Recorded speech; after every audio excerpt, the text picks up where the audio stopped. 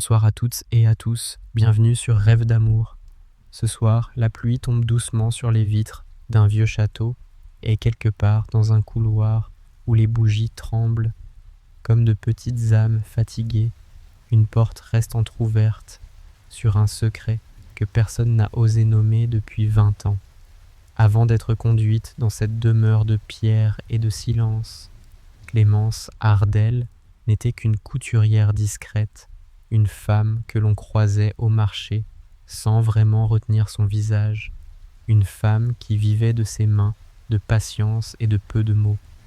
Pourtant, un soir d'automne, sur la route noyée de brume qui longeait par la forêt de Valbrume, elle vit un vieil homme chanceler près de son cheval, un homme poursuivi par une menace invisible.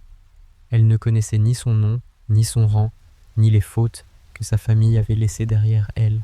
Elle vit seulement une flèche quitter l'ombre des arbres, et son corps décida avant son esprit, quand elle tomba dans la boue, l'épaule brûlante et la respiration brisée.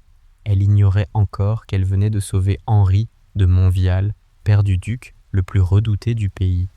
Elle ignorait aussi que dans son panier de couture, une vieille partition, pliée avec soin, portait la clé d'une injustice ancienne. Et ce que le château gardait depuis trop longtemps allait commencer cette nuit-là à chercher la lumière. Avant que l'histoire ne commence vraiment, si vous aimez les récits d'amour profond, les secrets de famille et les destins qui se réparent avec le temps, pensez à vous abonner à la chaîne. Et dites-moi dans les commentaires, croyez-vous qu'un cœur blessé puisse encore aimer après des années de silence? Clémence Ardel avait 37 ans, une robe de laine sombre, des mains fines, marquées par l'aiguille, et cette manière de marcher sans faire de bruit que prennent les femmes à qui l'on a trop souvent demandé de ne pas déranger. Elle vivait dans une petite maison près de l'ancienne abbaye de Saint-Aubin, où elle raccommodait les nappes des familles nobles, les manteaux des veuves, les habits trop grands des enfants pauvres et parfois les rideaux usés de ceux qui préféraient payer tard plutôt que remercier vite. Ce soir-là, elle rentrait d'une livraison au presbytère, son panier contre elle, protégé de la pluie par un châle brun. Dans ce panier se trouvait une partition de piano jauni, protégée entre deux morceaux de toile, non parce qu'elle avait de la valeur pour le monde, mais parce qu'elle était la dernière chose que sa mère lui eût laissée. La mélodie s'appelait « La berceuse des fenêtres closes » et Clémence ne savait pas qui l'avait composée. Sa mère lui avait seulement dit, avant de mourir, qu'il ne fallait jamais la vendre, jamais la jeter, et qu'un jour, peut-être quelqu'un entendrait les notes et comprendrait enfin. Clémence n'avait jamais vraiment cru à cette promesse. Les promesses dans sa vie avaient souvent eu la politesse de se taire avant d'être tenues. Elle avançait donc sous les branches trempées, songeant au feu qu'elle allumerait en rentrant lorsqu'un cheval surgit de la brume, puis un second, puis cette silhouette d'homme âgé dont le manteau sombre était couvert de pluie. Il ne cria pas. Ce fut peut-être ce silence qui la troubla le plus. L'homme tenait les rênes d'une main trop crispée, comme s'il avait quitté un endroit où il n'aurait pas dû aller et portait encore dans sa poitrine le poids de ce qu'il venait d'apprendre. Derrière lui, dans la forêt, un bruit léger fendit l'air, presque rien, un souffle, une intention. Clémence leva les yeux au moment même où la flèche apparut entre les arbres. Elle n'avait jamais été une héroïne. Elle n'avait jamais imaginé que son nom pût être associé au courage. Et pourtant, elle se jeta en avant avec une simplicité presque terrible. L'impact la fit reculer contre le vieil homme, puis tous deux tombèrent sur le bord du chemin dans l'odeur de terre mouillée et de feuilles écrasées. La douleur ne vint pas d'abord comme un cri, mais comme une chaleur profonde, étrange, qui lui coupa le souffle. L'homme se redressa aussitôt pâle, les yeux agrandis par une émotion que sa naissance avait sans doute appris à contenir. Il posa sa main tremblante sur son épaule blessée et murmura « Madame, pourquoi avez-vous fait cela ?» Clémence, qui n'avait plus la force de sourire, répondit seulement « Parce qu'elle allait vous atteindre. » Dans la forêt, les sabots s'éloignaient, déjà prudents, rapides, emportant avec eux le visage de celui qui avait tiré. Mais ce que Clémence ignorait encore, c'est que la flèche n'avait pas seulement manqué sa cible, elle avait percé le premier voile d'un mensonge ancien. Le vieil homme s'appelait Henri de Montvial.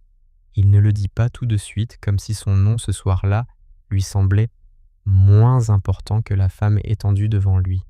Il retira son manteau et le posa sur elle, avec une délicatesse qui contrastait avec la force de ses traits. Un cocher arrivé quelques instants plus tard par un chemin secondaire descendit de voiture avec un cri étouffé et aida son maître à soulever Clémence. La route jusqu'au château fut courte et longue à la fois. Courte parce que les tours de Valbrume dominaient déjà la vallée longue, parce que chaque cahot de la voiture réveillait la blessure et faisait danser devant ses yeux la flamme trouble des lanternes. Elle y entendait le vieil homme donner des ordres d'une voix calme, trop calme pour être ordinaire. « Faites prévenir mon fils. Dites-lui que je suis vivant et dites-lui aussi qu'une femme a pris la flèche à ma place. » Le mot « fils » passa dans l'air comme une clé dans une serrure. Clémence ferma les yeux, persuadée qu'au matin, elle retournerait dans sa petite maison, plus pauvre d'un morceau de santé, mais riche d'une histoire impossible à raconter. Puis, elle sentit sous ses doigts crispés le bord de la vieille partition dans son panier. Elle voulut s'assurer qu'elle était encore là. Ce geste minuscule n'échappa pas à Henri de Montvial. Il baissa les yeux vers le papier jauni, mais ne dit rien. Peut-être avait-il simplement vu une blessée chercher un objet familier. Peut-être aussi avait-il reconnu, sans oser encore le croire, les premières notes d'un passé qu'il avait passé 20 ans à éviter. Le château de Valbrume n'était pas de ces demeures qui accueillent les visiteurs avec la grâce légère des maisons heureuses. Il se dressait au-dessus de la vallée comme une mémoire trop lourde, avec ses murs couverts de lierre sombre, ses fenêtres hautes, son escalier de pierre et ses corridors où le vent semblait connaître les noms des morts. On fit entrer Clémence par une porte latérale, non par mépris, mais par urgence. Une femme de chambre apporta de l'eau chaude, une lingère, courut, chercher des draps propres, et le vieux médecin du domaine réveillé en hâte retira la flèche avec une prudence sèche, sans phrase inutile. Clémence ne cria pas. Elle serra seulement contre elle le morceau de toile où dormait la partition, comme une enfant serre un mouchoir dans l'obscurité. Henri de Montvial resta près de la cheminée debout malgré les protestations du médecin. Sa haute silhouette vacillait parfois, mais son regard ne quittait pas la blessée. « Vous ne devez rien à notre maison, Madame Ardelle, et pourtant, vous avez donné votre sang pour elle, » dit-il enfin. Clémence rouvrit les yeux. « Je n'ai donné mon sang pour aucune maison, monsieur. J'ai vu un homme en danger. » Une expression étrange passa sur son visage, à la fois gratitude et honte. Avant qu'il ne puisse répondre, des pas résonnèrent dans le couloir. Ils étaient lents, mesurés d'une assurance si froide que la pièce entière sembla se redresser avant même que la porte ne s'ouvrît. Le duc Séverin de Montvial entra sans élever la voix, sans geste brusque, mais avec cette autorité naturelle qui rend les ordres inutiles. Il avait 42 ans, un visage grave, des yeux gris, que peu de gens soutenaient, longtemps, et cette élégance sévère des hommes qui ont confondu très tôt la maîtrise de soi avec la survie. Il s'arrêta d'abord devant son père. Son regard, en une seconde, parcourut son visage, ses mains, son manteau mouillé, cherchant la moindre trace de blessure. Puis, il se tourna vers Clémence. Elle sentit sa méfiance avant de l'entendre, comme on sent le froid d'une fenêtre mal fermée. « C'est vous qui avez reçu la flèche ?» demanda-t-il. « Oui, monsieur le duc. » Il releva légèrement le menton. « Vous connaissiez mon père ?» ?»« Non. » »« Vous étiez seul sur cette route à cette heure. » La question aurait pu être normale, mais dans sa bouche, elle ressemblait déjà à un soupçon. Clémence répondit sans baisser les yeux. « Je rentrais chez moi. La pluie m'a fait prendre le chemin de la forêt. » Henri intervint d'un ton plus ferme qu'on ne l'aurait cru possible. « Et Séverin, cette femme, m'a sauvé la vie. » Le duc ne détourna pas son regard. « Justement, père, dans notre famille, les coïncidences ont rarement été innocentes. » Clémence sentit cette phrase lui entrer plus profondément que la flèche. Elle comprit alors que le château où on l'avait conduite n'était pas seulement un lieu de guérison. C'était un tribunal silencieux et elle venait d'y entrer sans défense. On lui donna une chambre dans l'aile sud, une chambre claire, trop grande pour elle, avec un lit sculpté, une armoire ancienne et une fenêtre donnant sur un jardin d'hiver où des orangers dormaient sous des housses de toile. La douleur contenue par une décoction amère la tenait éveillée dans une demi-brume. Sur la chaise près du lit, son panier avait été posé avec soin. Clémence tendit la main, trouva la partition et la glissa sous l'oreiller. Ce n'était pas de la méfiance envers les domestiques, mais un réflexe hérité de sa mère. Toute son enfance, elle avait entendu cette phrase « Les choses que les puissants ne comprennent pas, ils les prennent ou les détruisent. » Sa mère, Madeleine Ardel, avait travaillé autrefois dans une grande maison, sans jamais dire laquelle. Elle avait été musicienne lectrice, parfois dame de compagnie, et elle portait dans son silence une blessure que Clémence n'avait jamais réussi à nommer. Quand elle était morte, elle avait laissé peu d'argent, une robe noire, un dé, à coudre d'argent, et cette partition cousue dans une doublure. À l'intérieur, sur la première page, une main délicate avait écrit « Pour celle qui saura attendre la vérité sans haïr ». Clémence avait lu ces mots 100 fois, sans en comprendre le destinataire. Cette nuit-là, au château de Valbrume, elle les relut dans sa mémoire, tandis que la pluie heurtait doucement les vitres. Et pourtant, le détail le plus important n'était pas la dédicace. Il était caché, dans une mesure presque effacée, là où une note ajoutée à l'encre bleue ne ressemblait pas aux autres. Le lendemain matin, Séverin de Montvial revint. Il frappa à la porte, attendit la permission, puis entra avec la rigidité polie d'un homme qui sait être courtois sans être chaleureux. Il demanda des nouvelles de la blessure, écouta la réponse du médecin, puis resta seul quelques instants avec Clémence debout près de la cheminée où un feu clair tentait d'adoucir la pierre froide. « Mon père souhaite que vous demeuriez ici jusqu'à votre rétablissement, » dit-il. « Je vous remercie, mais je peux rentrer chez moi. »« Non. » Le mot tomba sans violence mais sans ouverture. Clémence releva les yeux. « Monsieur le duc, je suis pauvre, mais je ne suis pas sous vos ordres. » Pour la première fois, quelque chose bougea dans son visage. Pas de colère, plutôt une surprise fine, presque involontaire. « Vous avez raison. Je reformule. Il serait dangereux que vous quittiez Valbrume avant que nous sachions qui a tiré. » Elle entendit ce qu'il ne disait pas. La flèche n'était pas celle d'un brigand. « Ah, votre père savait-il qu'on le suivait ?» Séverin posa une main sur le dossier d'un fauteuil. « Mon père est sorti hier sans escorte contre mon avis. Il a prétendu vouloir prier à Saint-Aubin.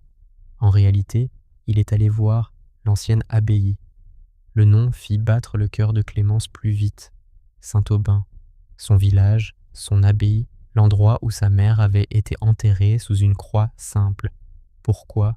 demanda-t-elle. Le duc hésita. « Parce qu'il croit qu'une erreur commise autrefois par notre famille n'a jamais été réparée. » Ce fut la première fissure. Séverin ne donna pas de détails, mais il n'était pas difficile de comprendre que le vieil homme, en sortant du château, n'avait pas seulement cherché la prière, il avait cherché la vérité. Clémence resta silencieuse. et ce silence parut irriter le duc davantage qu'une protestation. Vous ne posez pas de questions. Les gens répondent rarement mieux parce qu'on les presse. Il la regarda comme on regarde une porte que l'on croyait simple et qui se révèle fermée par une serrure plus ancienne. Vous êtes couturière, oui, et fille de Madeleine Ardel. La pièce perdit un degré de chaleur. Clémence sentit ses doigts se raidir sur le drap. Oui, il détourna les yeux vers la fenêtre. Ce mouvement discret fut plus éloquent que tout. « Votre mère a travaillé ici ?» dit-il enfin. Clémence inspira lentement. Elle ne m'a jamais dit le nom de la maison. Elle avait ses raisons. Les raisons des femmes pauvres sont souvent appelées silence par ceux qui les ont blessées. Séverin revint vers elle d'un regard plus dur, mais il ne répondit pas. Elle comprit alors que sa mère n'avait pas seulement traversé Valbrume. Elle y avait laissé une part d'elle-même, et peut-être une honte que d'autres avaient eu intérêt à lui faire porter. Pour comprendre pourquoi le regard du duc était devenu si froid à son nom, il fallait revenir à une époque où Clémence n'était encore qu'une enfant et où Valbrume vivait sous l'ombre d'une duchesse trop aimée. La duchesse Auréliane de Montvial était morte 20 ans plus tôt par une nuit de février dans un accident de voiture sur la route des Carrières. On disait qu'elle avait voulu fuir le château après une querelle qu'elle avait emporté avec elle un coffret de bijoux et que la panique avait jeté les chevaux contre un mur de pierre. On disait aussi qu'une femme de confiance l'avait aidée, une musicienne pauvre, trop présente dans les appartements privés, trop écoutée par la duchesse, trop proche des secrets de la maison. Cette femme s'appelait Madeleine Ardel. Après la mort d'Auréliane, on avait trouvé dans sa chambre une armoire ouverte, un tiroir forcé et la broche de rubis des Montvial disparue. Madeleine avait nié. Personne ne l'avait cru. Henri de Montvial, écrasé de douleur, avait laissé parler les autres. Séverin, alors jeune héritier de 22 ans, avait vu dans cette femme l'image commode d'une trahison qui expliquait l'inexplicable. Madeleine avait quitté le château sans procès, mais avec une condamnation plus cruelle que la justice celle des regards.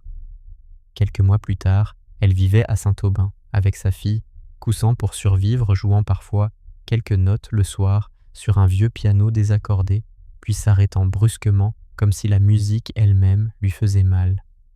Clémence, qui ignorait tout de cette histoire avait grandi dans le parfum du savon simple, des robes retournées et des phrases interrompues. Et maintenant, dans la chambre claire de Valbrume, elle découvrait que le froid du duc n'était pas né d'elle mais d'un mensonge plus vieux que son chagrin. La femme qui apporta du thé cet après-midi-là n'était pas une domestique. Elle entra avec un plateau d'argent, des gestes parfaits et un sourire si bien poli qu'il ne reflétait rien. Elle s'appelait Madame Laure de Rochebrune, cousine par alliance du défunt duc veuve, sans enfant, gardienne autoproclamée des convenances de Valbrume. Elle avait dépassé la cinquantaine avec une beauté intacte, presque immobile, de ces beautés qui semblent avoir renoncé à la tendresse pour conserver leur forme. Ses yeux se posèrent sur Clémence avec une douceur qui aurait pu tromper une personne pressée. « Ma chère, quel courage admirable! Nous sommes tous bouleversés par ce qui vous est arrivé. » Clémence inclina la tête. « Vous êtes trop bonne, madame. Il serait cependant regrettable que votre présence ici réveille de vieilles douleurs. Le duc porte encore le deuil de certaines trahisons. Les noms, voyez-vous, ont parfois une mémoire plus longue que les êtres. » Si. Voilà. La phrase était dite comme une caresse, mais Clémence sentit la lame dessous. « Mon nom est le seul bien que ma mère m'ait laissé intact. Je n'ai pas l'intention d'en rougir. » Madame de Rochebrune sourit un peu plus. « Comme vous êtes digne. C'est une qualité rare, surtout lorsqu'elle n'est soutenue par aucun rang. » Elle posa la tasse sur la table, observa un instant le panier de couture près du lit, puis ressortit dans un froissement de soie grise. Clémence attendit que la porte fût refermée pour regarder son panier. La partition n'y était plus puisqu'elle l'avait cachée sous l'oreiller. Elle remercia en silence un instinct qu'elle ne comprenait pas encore. Les jours suivants furent faits de petits soins, de douleurs sourdes et de silences qui s'ouvraient par endroits comme des rideaux mal tirés. Henri de Montvial venait chaque matin s'asseoir près de la fenêtre. Il parlait peu de la flèche et beaucoup des choses ordinaires, le jardin, les chevaux, les livres que personne ne lisait plus, dans la bibliothèque, les roses que sa femme aimait autrefois.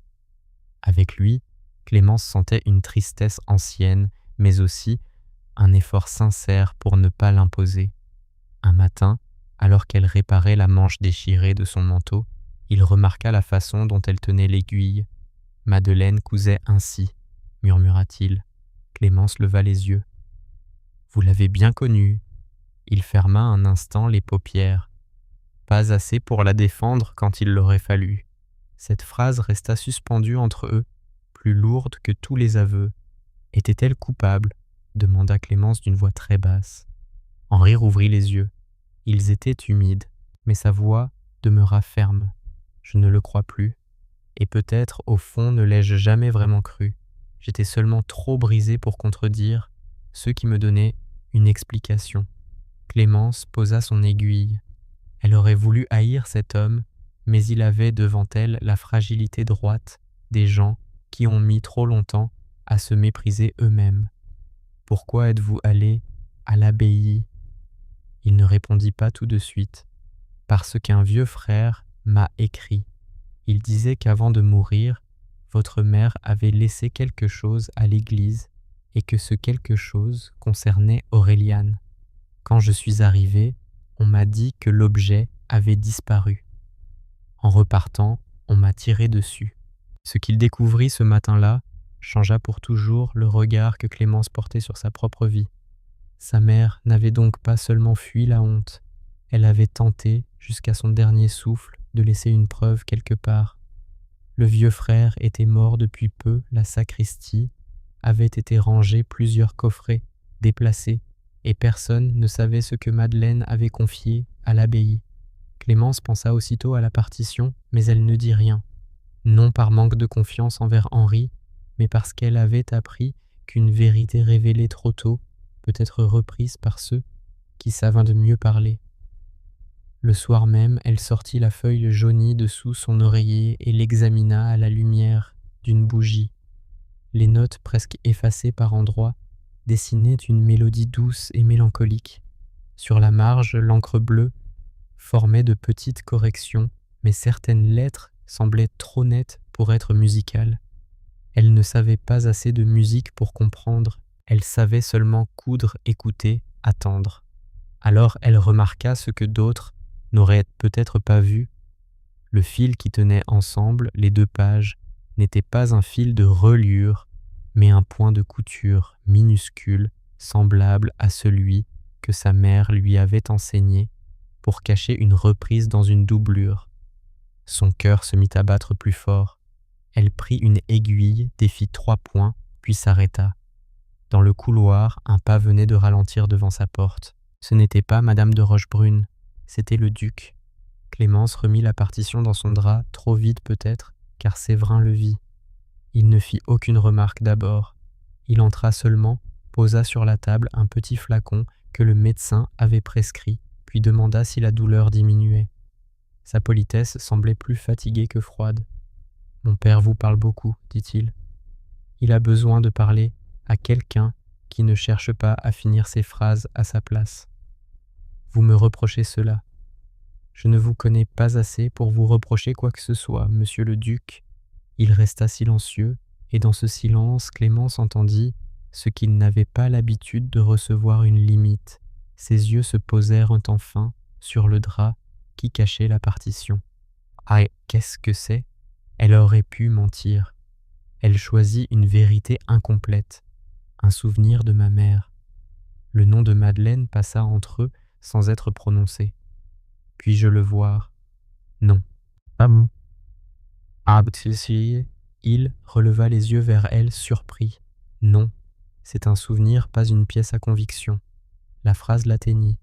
Elle le vit dans sa manière de détourner légèrement le visage, non par colère, mais parce que l'accusation était juste. Quand il parla de nouveau, sa voix avait perdu un peu de sa dureté. J'ai cru autrefois ce qu'on m'a dit de votre mère. J'étais jeune, mais ce n'est pas une excuse. Clémence baissa les yeux vers ses mains. Pour vous, c'était une histoire de famille. Pour elle, c'était toute sa vie. À partir de ce soir-là, Séverin ne la regarda plus exactement de la même façon. Il continuait à être prudent, distant, parfois presque sévère, mais quelque chose, dans son attention, avait changé. Il ne cherchait plus seulement ce qu'elle pouvait cacher, il cherchait ce qu'on lui avait caché à elle. Il la trouva un après-midi dans la bibliothèque où Henri l'avait fait conduire pour qu'elle choisît un livre. Clémence s'était arrêtée devant un grand piano couvert d'un drap de toile. Sans réfléchir, elle avait posé la main sur le bois poussiéreux. Ma mère jouait le soir quand elle croyait que je dormais, dit-elle sans se retourner. Séverin resta sur le seuil.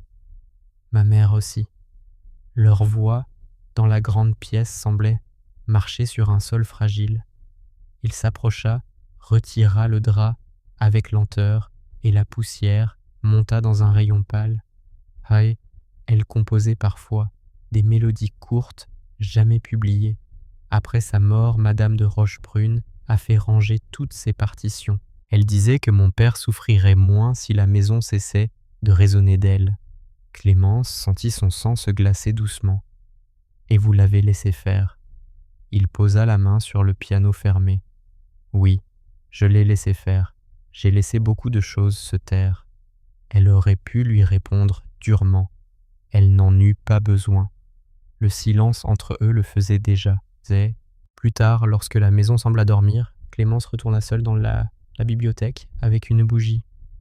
Ce n'était pas prudent, et elle le savait, mais certaines vérités appellent avec la douceur obstinée d'une cloche lointaine. Elle avait glissé la partition dans son châle et voulait seulement comparer les notes à celles qui pourraient se trouver dans les tiroirs du piano. Le premier tiroir était vide, le second contenait des rubans desséchés, des programmes de bal anciens, des plumes cassées. Dans le troisième coincé, derrière une planche, elle trouva un cahier de musique à couverture bleue, presque mangé par l'humidité. Le titre écrit d'une main élégante était le même, La berceuse des fenêtres closes. Mais ce n'était pas la copie de sa mère. C'était l'original. Clémence posa les deux partitions côte à côte. Les notes correspondaient, sauf à un endroit. Sur sa copie, la mesure corrigée à l'encre bleue formait une anomalie. Sur l'original, cette anomalie n'existait pas. Elle approcha la bougie et soudain, dans la marge de sa copie, les lettres cachées entre les notes lui apparurent comme si sa mère venait de poser une main sur son épaule. Lormant, coffret, sous les lames, A. Clémence ne respira plus. A pouvait être Auréliane. A pouvait être un début de preuve. A pouvait être le dernier effort d'une femme morte pour dire ce que personne n'avait voulu entendre.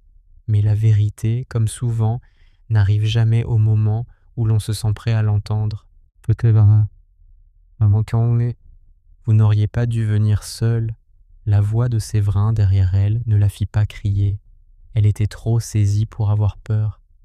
Il entra dans le cercle de lumière, vit les deux partitions ouvertes, lut la marge, et son visage changea. Ce ne fut pas une émotion spectaculaire. Il ne porta pas la main à son cœur, ne recula pas comme dans un théâtre. Il resta immobile, et cette immobilité fut terrible. Clémence comprit qu'il venait de voir tomber en silence une partie de sa jeunesse. « C'est l'écriture de ma mère, » dit-il enfin. « Vous en êtes certain ? » ?»« Oui. » Sa main s'approcha de la marge sans la toucher.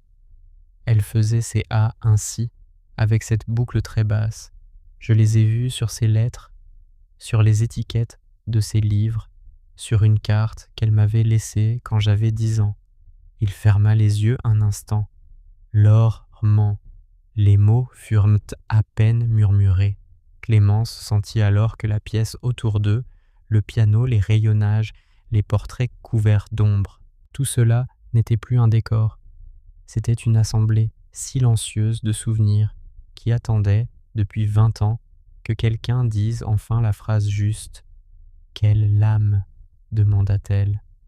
Séverin ouvrit les yeux. Le parquet de la chambre bleue. C'était la chambre de ma mère. Après sa mort, Madame de Rochebrune l'a fait fermer.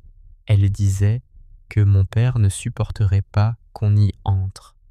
Et vous ? Il la regarda avec une fatigue nue. Moi, je croyais qu'éviter une douleur la rendait moins réelle.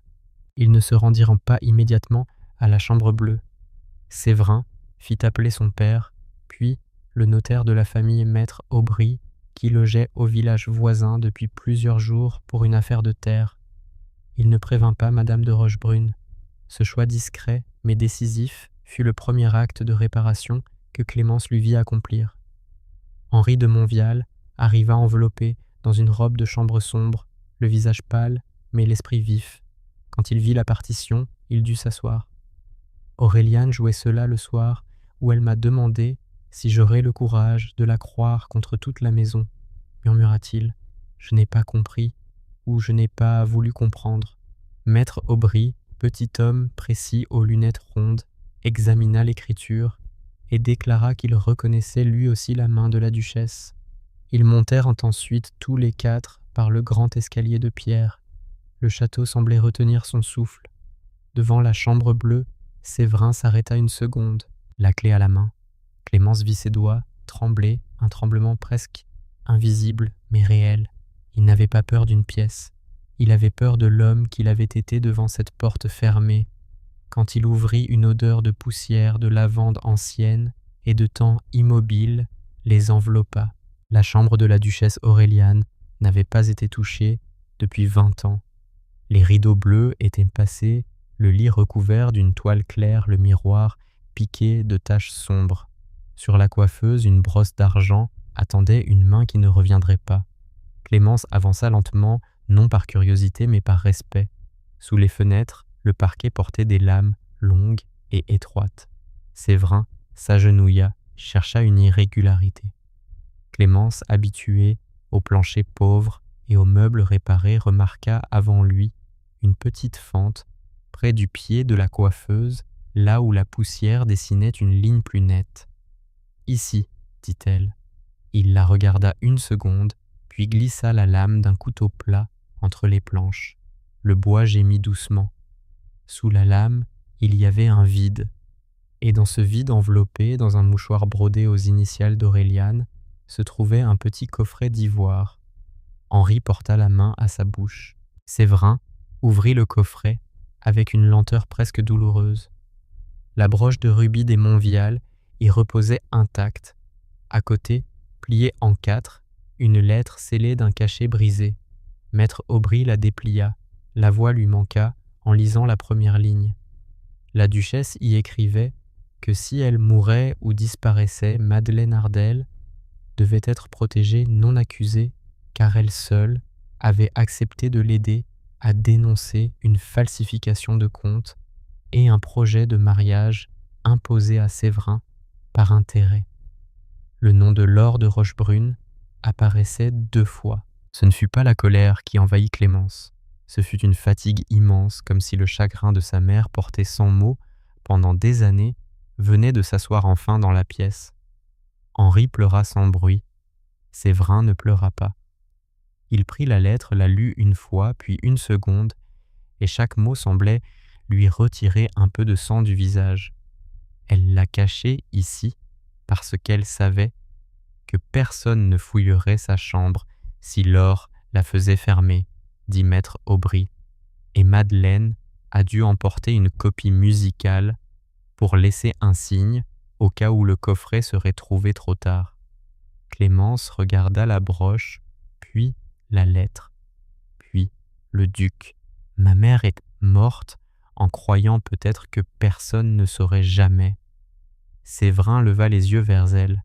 Il aurait pu dire qu'il était désolé. Il ne le fit pas tout de suite.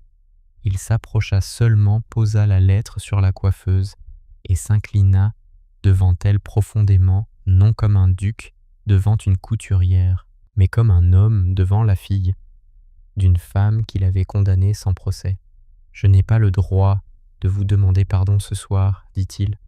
Alors ne le demandez pas, faites ce qu'il faut. » Sa voix n'était ni dure ni douce, elle était juste. Séverin resta incliné une seconde de plus, puis se redressa. « Je le ferai devant toute la maison, devant ceux qui ont entendu le mensonge, et devant celle qui l'a construit. » Madame de Rochebrune comprit avant qu'on ne l'accusât. Les personnes qui ont vécu longtemps dans le contrôle sentent immédiatement quand une pièce ne leur obéit plus. Le lendemain matin, elle descendit pour le petit déjeuner vêtue de noir, avec une broche de perles à la gorge et ce même sourire calme qui semblait toujours précéder ses véritables intentions. Henri n'était pas à table, Séverin non plus. Seule Clémence était présente, assise près de la fenêtre, une tasse de thé devant elle, la partition posée à côté de son assiette. Madame de Rochebrune s'immobilisa presque imperceptiblement. « Vous aimez donc beaucoup cette vieille musique, ma chère. Elle m'a beaucoup appris. La musique console les âmes simples. » Clémence passa doucement le doigt sur le bord du papier. Elle réveille aussi les mémoires prudentes. Un silence fin s'étendit. Madame de Rochebrune s'approcha de la table. « Prenez garde, mademoiselle Ardelle. Certaines mémoires, lorsqu'on les force, deviennent dangereuses pour tout le monde, même pour ceux qui les ont enfermées. » Le sourire de Laure se fana un instant. Elle reprit aussitôt son masque. « Vous ressemblez à votre mère. » Elle avait aussi cette façon touchante de croire que la vérité suffisait à protéger les pauvres. Clémence sentit la blessure de son épaule battre sous le bandage. « Non, madame, ma mère a cru que les puissants finiraient par avoir honte. Elle s'est trompée sur le temps qu'il leur faudrait. » Derrière elle, dans l'entrée, Séverin venait d'apparaître. Il avait entendu, et cette fois, il ne détourna pas les yeux. L'affrontement n'eut pas lieu ce matin-là. Séverin était trop intelligent pour offrir à Madame de Rochebrune une scène dont elle aurait pu contrôler la forme. Il attendit. Cette attente, plus que la colère, commença à l'effrayer. Dans les jours qui suivirent, le château changea de respiration. Les domestiques parlaient plus bas encore, non par peur, mais parce qu'ils sentaient que quelque chose d'ancien se déplaçait sous leurs pas. Maître Aubry rédigeait des actes, comparait des signatures retrouvées dans les archives de vieux comptes altérés. Henri écrivit à 2 anciens témoins de l'époque, dont une femme de chambre retirée dans un couvent, qui se souvenait avoir vu Madame de Rochebrune sortir de la chambre bleue avec un coffret le matin de la mort d'Aureliane. Séverin fit rouvrir les appartements de sa mère et ordonna que rien n'en soit retiré.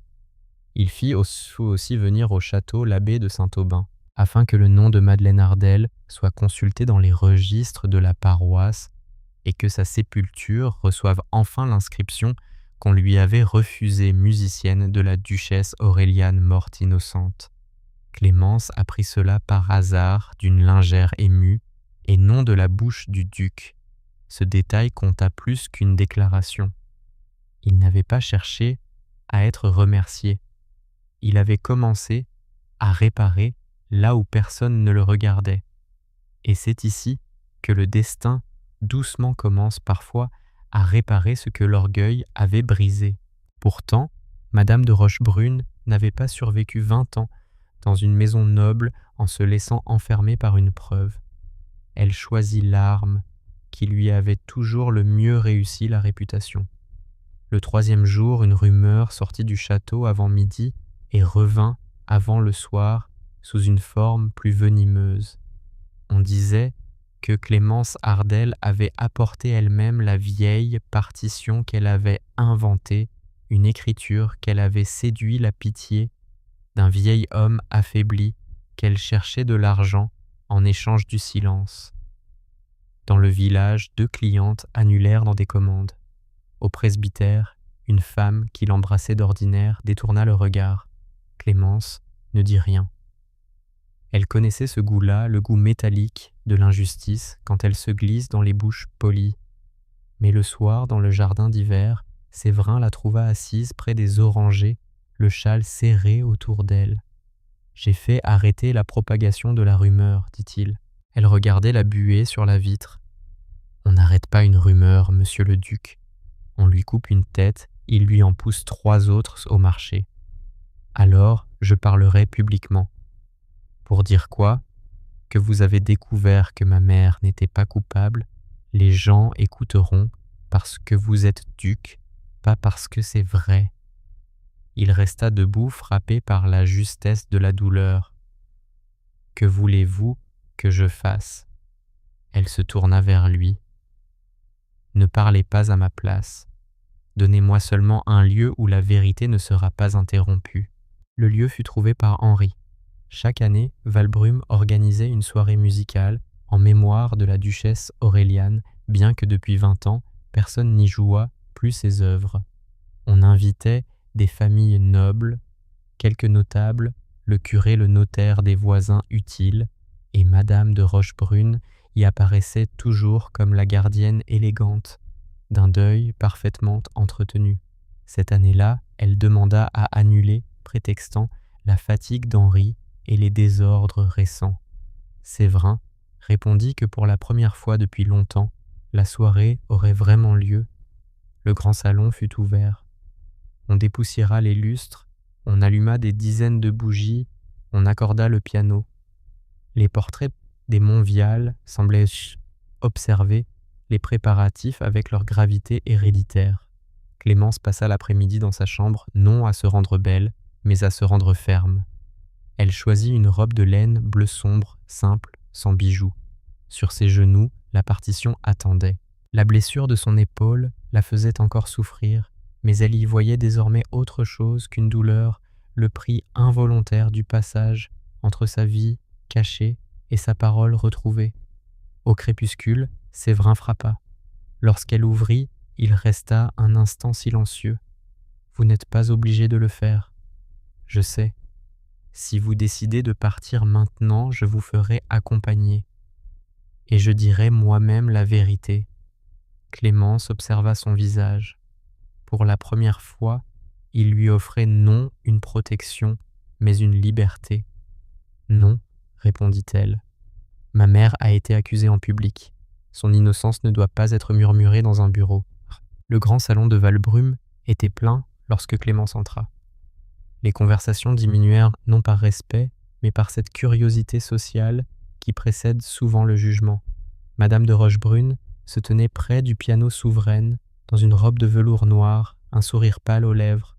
Elle avait compris le danger, mais elle comptait encore sur le monde pour préférer une noble menteuse à une couturière véridique. Henri était assis au premier rang très droit, les mains sur sa canne. Séverin se tenait près de la cheminée, à distance de tous, mais les yeux fixés sur Clémence avec une attention qui ne demandait rien et promettait seulement de ne pas fuir. La soirée commença par un morceau convenable, joué par une jeune pianiste du voisinage. Puis Séverin s'avança. Sa voix, quand il parla, ne trembla pas.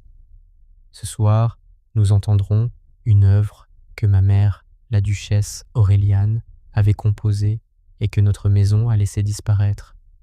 Cette disparition n'était pas un accident. Elle faisait partie d'un mensonge. Un frisson parcourut l'assemblée. Madame de Rochebrune posa doucement ses doigts sur son éventail. Clémence avança alors jusqu'au piano. Elle ne savait pas jouer assez bien pour offrir un concert, mais elle savait lire lentement les premières mesures que sa mère avait fredonnées toute sa vie. La jeune pianiste prit place et Clémence posa devant elle la partition jaunie. Les notes s'élevèrent simples, tendres, presque enfantines. Au bout de quelques mesures, Henri baissa la tête. Séverin ferma les yeux, et Madame de Rochebrune perdit son sourire. Lorsque la dernière note mourut, personne n'applaudit. Ce silence fut plus profond qu'une ovation. Clémence se tourna vers l'assemblée. Ses mains tremblaient un peu, mais sa voix resta claire. Elle raconta peu. Elle ne parla pas de sa pauvreté, ni des années de honte, ni de sa mère, cousant jusqu'à l'aube. Elle montra la partition, les corrections à l'encre bleue, puis l'original trouvé dans le piano. Maître Aubry s'avança et confirma l'écriture. L'abbé de Saint-Aubin confirma que Madeleine Ardel avait confié avant sa mort qu'un objet caché à Valbrume prouverait son innocence. Puis Séverin prit le coffret d'ivoire et l'ouvrit devant tous. La broche de rubis apparut dans la lumière des bougies. Un murmure traversa le salon. Madame de Rochebrune se leva très lentement. Tout cela est touchant Séverin, mais absurde. Une vieille partition, une fille intéressée, un vieil homme rongé par le remords, et vous voudriez condamner une femme de votre sang. Séverin ne répondit pas aussitôt. Il prit la lettre de sa mère. Non, je ne condamne pas une femme de mon sang. Je rends à une femme sans défense ce que mon sang lui a pris. Il lut alors les lignes d'Aureliane, non avec théâtralité, mais avec une sobriété qui rendit chaque mot irréfutable. Quand le nom de Laure de Rochebrune fut prononcé, l'éventail tomba de sa main. Elle tenta encore de sourire. Elle parla d'erreur, de confusion, de chagrin ancien d'une duchesse fragile dont l'imagination aurait pu noircir les intentions les plus innocentes. Mais maître Aubry produisit les comptes falsifiés. L'ancienne femme de chambre, trop faible pour venir, avait envoyé une déclaration signée. Henri se leva enfin, appuyé sur sa canne. Sa voix était basse, mais toute la salle l'entendit. « Laure, j'ai été lâche parce que j'étais malheureux. Vous avez été cruelle parce que cela vous servait. Je ne confondrai plus jamais les deux. » Ce fut la phrase qui la défit. Elle ne cria pas. Les personnes comme elle ne crient pas lorsqu'elles tombent. Elles se redressent, arrangent leurs manches, regardent autour d'elles pour mesurer ce qu'il reste à sauver. Mais il ne restait presque rien. Le duc annonça que les preuves seraient remises à la justice civile, que le nom de Madeleine Ardel serait réhabilité officiellement, et que toute personne ayant répété les accusations anciennes devrait entendre ce soir même leur démenti. Puis il fit quelque chose que personne n'attendait.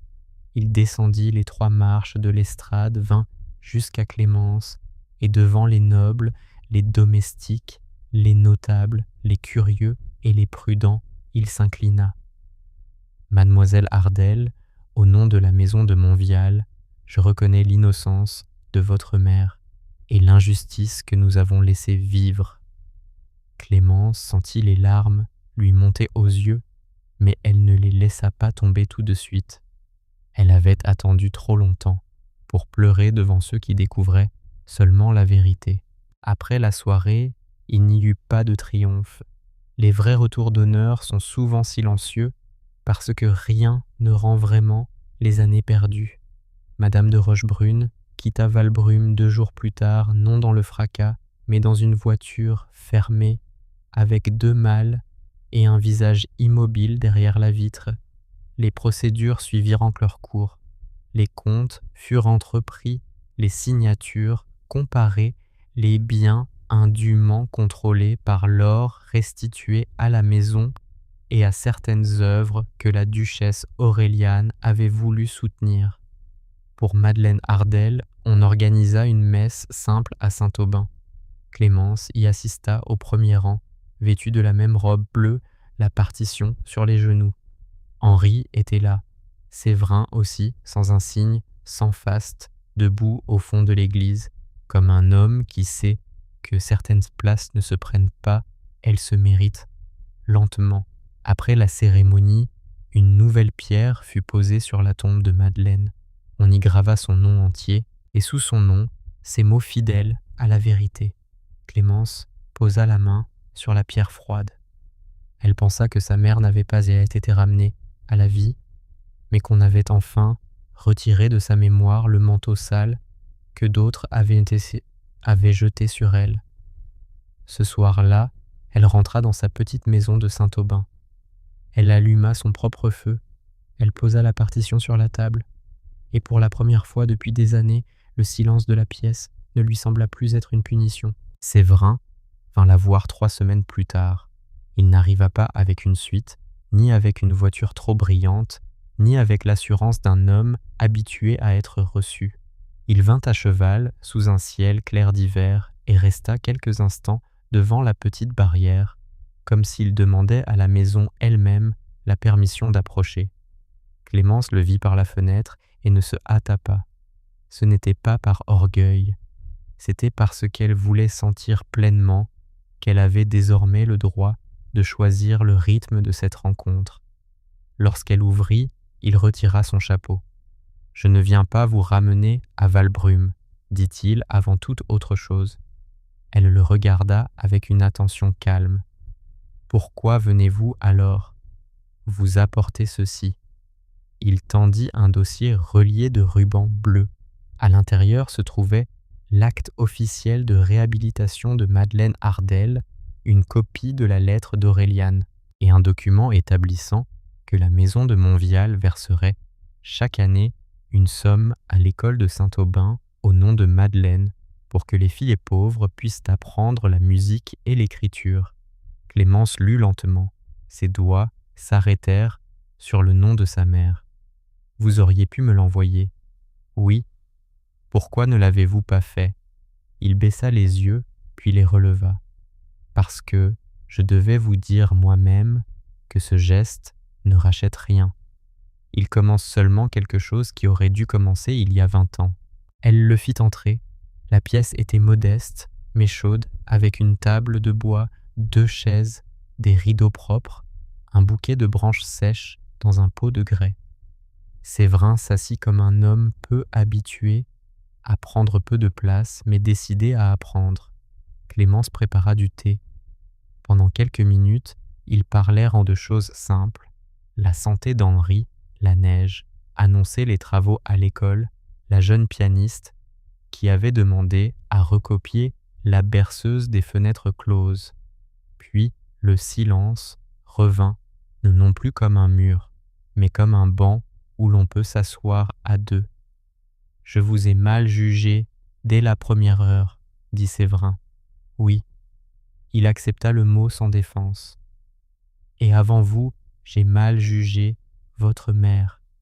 J'ai préféré une explication qui protégeait mon chagrin à une vérité qui m'aurait obligé à agir. » Clémence posa sa tasse.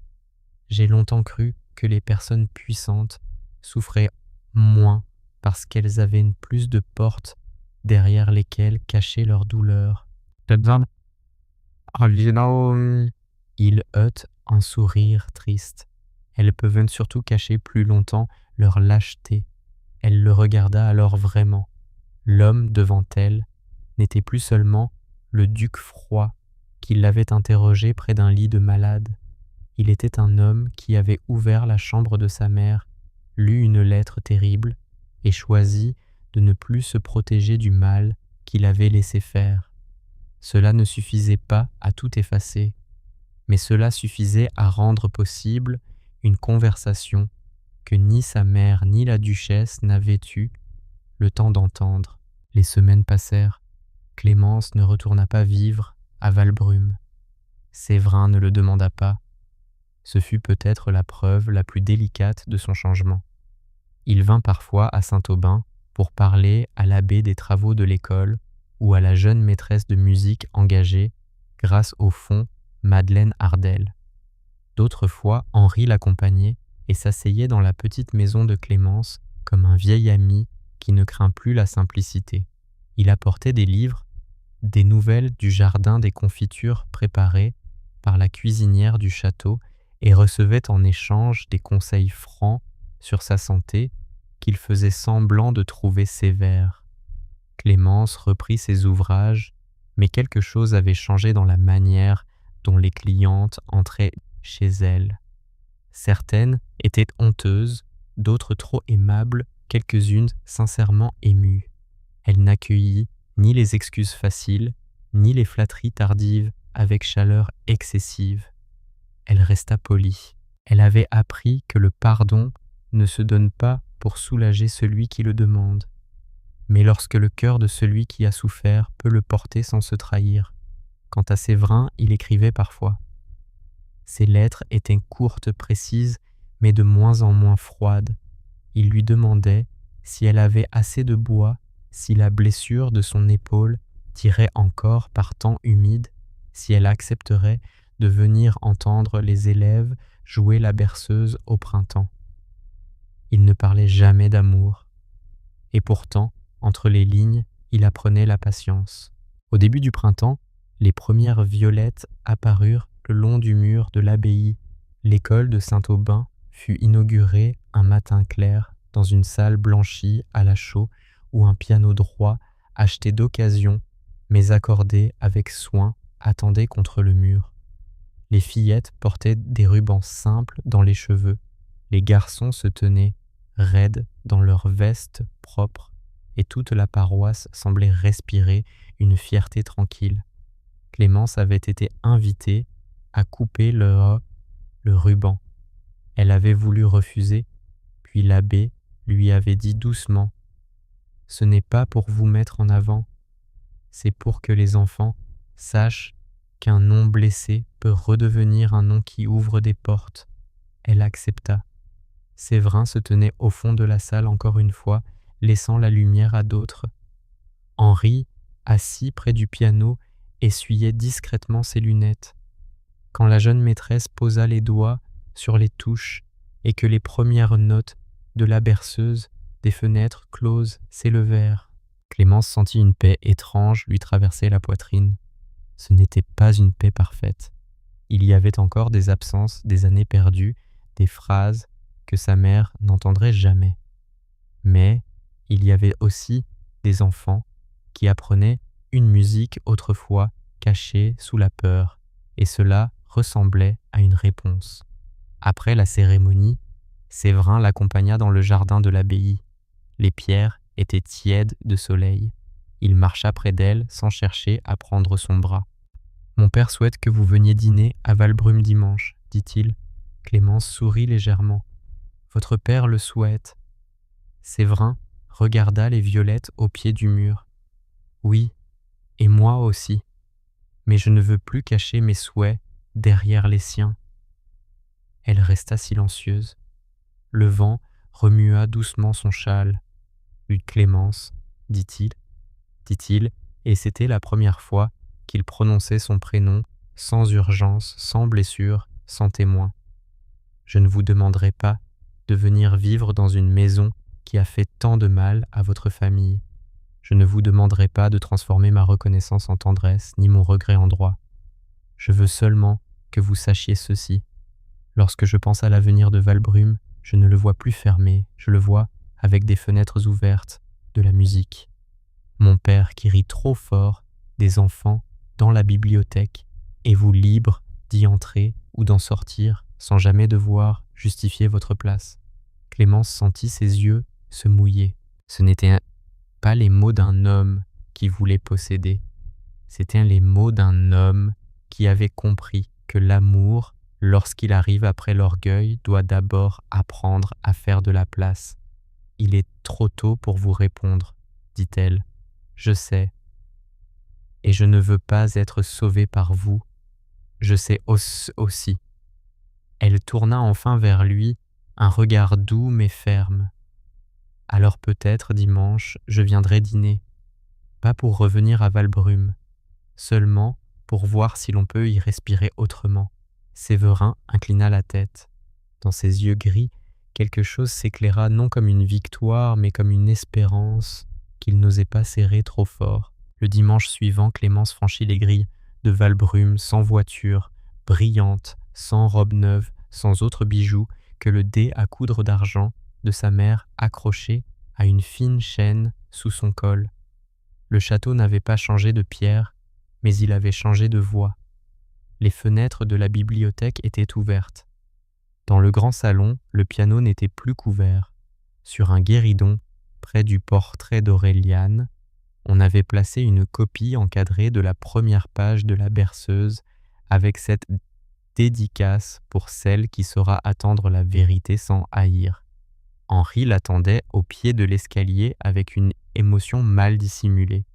Séverin, un peu en retrait, la salua sans empressement, comme on accueille une personne dont la présence n'est ni un miracle, ni une conquête, mais un choix respecté. Le dîner fut simple, presque familial. On parla de l'école des roses, à replanter de la jeune pianiste qui jouait trop vite quand elle était nerveuse. Personne ne prononça le nom de Madame de Rochebrune. Elle appartenait désormais à la justice et au passé. Après le repas, Henri demanda à Clémence de lire quelques pages d'un livre près du feu. Elle le lut d'une voix calme, et Séverin, assis dans l'ombre, l'écouta comme on écoute une réparation lente. À un moment, elle leva les yeux et le trouva en train de la regarder non avec la froideur d'un juge, ni avec l'inquiétude d'un homme coupable, mais avec une tendresse encore retenue profonde, patiente. Elle ne détourna pas le regard, il fallut encore du temps. Les belles histoires ne guérissent pas en une soirée ce que les années ont blessé. Clémence continua de vivre à Saint-Aubin, de coudre d'enseigner, parfois aux petites filles, à tenir une aiguille, de veiller à ce que le nom de sa mère soit prononcé avec respect. Séverin continua de venir parfois pour une affaire, parfois sans prétexte, convaincant. Il apprit à rire plus bas, à demander, avant de décider à rester dans une pièce même lorsque les émotions y devenaient moins ordonnées que ses habitudes. Un jour d'été, il l'accompagna jusqu'à la tombe de Madeleine et y posa non des fleurs coûteuses, mais quelques violettes de l'abbaye, parce qu'il avait retenu que Clémence les aimait. Ce jour-là, elle lui prit la main la première. Ce ne fut pas un aveu spectaculaire, ce fut un geste simple, presque silencieux, mais il contenait plus que beaucoup de promesses. Elle ne lui disait pas que tout était oublié. Elle ne lui disait pas que la douleur n'avait jamais existé. Elle lui disait seulement qu'entre la mémoire et l'avenir, il y avait peut-être un chemin et qu'elle acceptait de faire quelques pas. Séverin ne serra pas sa main trop fort. Il la garda comme on reçoit quelque chose que l'on n'a pas gagné une fois pour toutes, mais que l'on devra honorer chaque jour. À l'automne, un an après la flèche Valbrume organisa de nouveau la soirée musicale. Cette fois, les portes furent ouvertes non seulement aux nobles, mais aussi aux enfants de l'école de Saint-Aubin, aux domestiques qui souhaitaient écouter aux villageois dont les vies avaient souvent été réglées par des décisions prises loin d'eux. La grande salle brillait de bougies, mais elle n'avait plus cette froideur de musée. Des rires montaient près des fenêtres. Henri racontait la même anecdote à 3 personnes différentes. Le portrait d'Aureliane semblait moins triste dans son cadre nettoyé. Clémence portait une robe couleur de brume, claire, cousue par elle-même simple et digne. Séverin la rejoignit près du piano. « Êtes-vous heureuse ?» demanda-t-il. Elle réfléchit, car elle n'aimait pas donner aux grands mots des réponses trop rapides. « Je suis en paix par moments, et ces moments deviennent plus longs. » Il hocha la tête. « Alors je peux attendre le reste. » Elle sourit. « Vous apprenez vraiment la patience, monsieur le duc. »